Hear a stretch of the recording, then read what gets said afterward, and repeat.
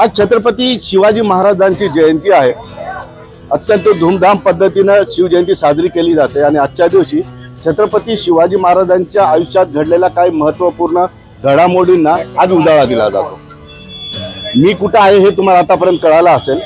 पाठीमागचा किल्ला बघून मी आग्र्यामध्ये आहे आणि आग्र्याच्या किल्ल्याच्या समोर उभा आहे। छत्रपती शिवाजी महाराज म्हटलं की आग्र्यातील त्यांची भेट ही अत्यंत महत्त्वाची आणि छत्रपती शिवाजी महाराजांच्या संपूर्ण कारकिर्दीला कलाटणं देणारी ठरलेली आहे। त्या ठिकाणी काय झालं काय नाही हे मी खास त्या ठिकाणी औरंगजेबाच्या दिवाने आम मध्ये जाऊन तुम्हाला सांगणार आहे। मात्र छत्रपती शिवाजी महाराज तहानुसार 9 मे 1966 रोजी आग्र्यात आले। आग्र्यात आल्यानंतर त्यांच्या स्वागतासाठी औरंगजेबाने छत्रपती शिवाजी महाराजांच्या औद्याचा माणूस पाठवला नाही।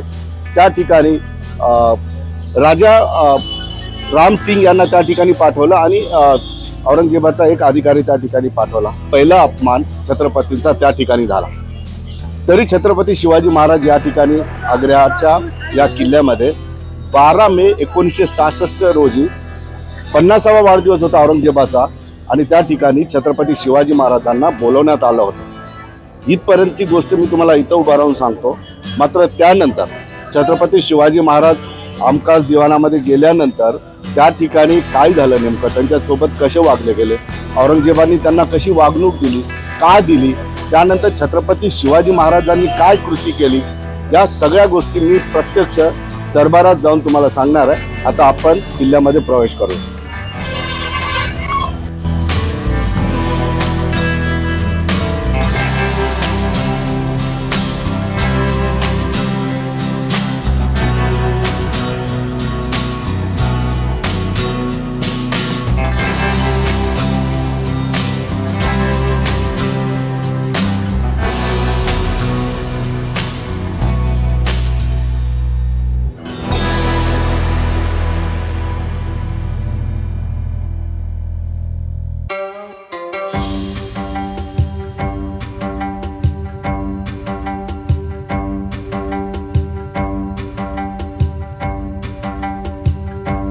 छत्रपती शिवाजी महाराज म्हणजे त्यांच्याकडे बुद्धी, चातुर्य, धैर्य आणि गनिमी कावा हे प्रमुख अस्त्र होते आणि छत्रपती शिवाजी महाराजांनी या तिन्ही गोष्टीचा अवलंब आग्र्याच्या सुटकेसाठी वापरता केला। त्या ठिकाणी त्यांनी बुद्धी, चातुर्य वापरलं, अनेक अफवा स्वतः तयार करून आग्र्यात पसरवल्या।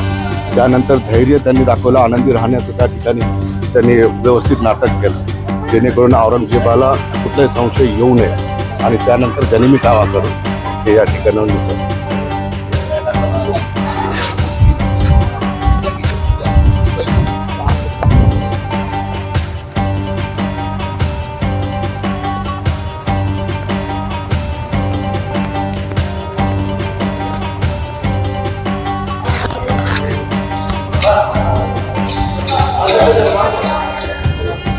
आणि आता आलो मी औरंगजेबाच्या दरबारात।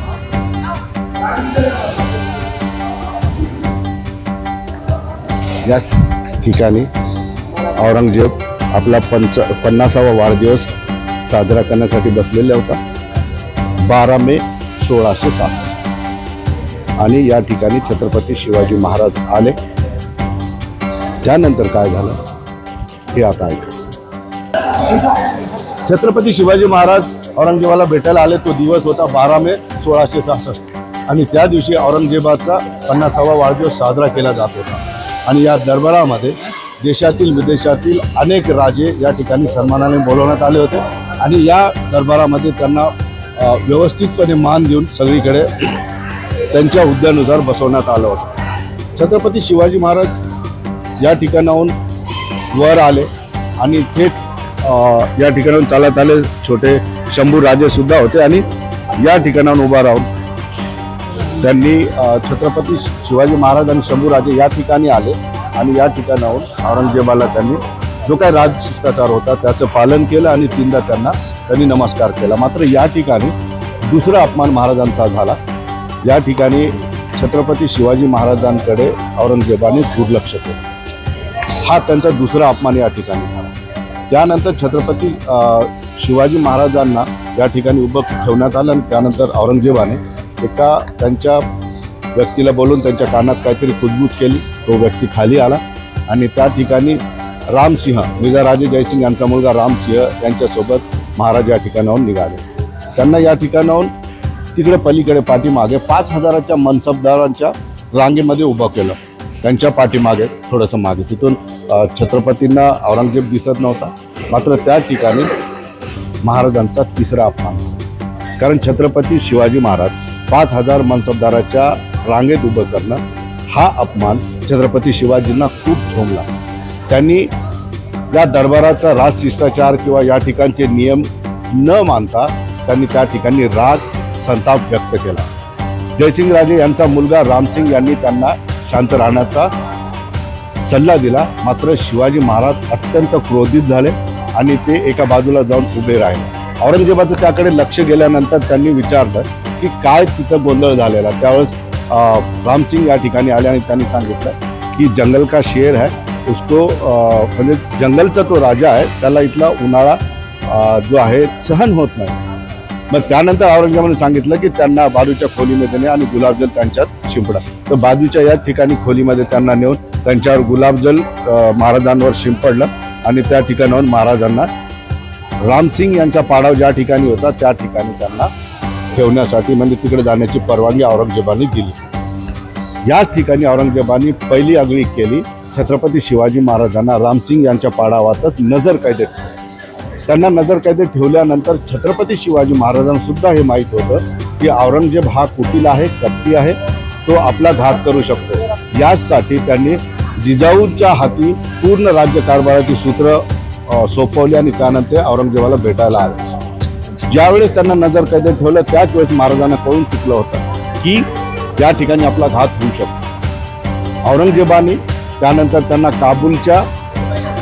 काबूलच्या स्वारीवर जाण्यासाठी सांगितलं आणि औरंगजेबाचा तो प्लॅन होता की काबूलच्या स्वारीवर गेल्यानंतर महाराजांचा तिथंच घात करतो. महाराज एवढ्या मोकळ्या मनाने आले होते.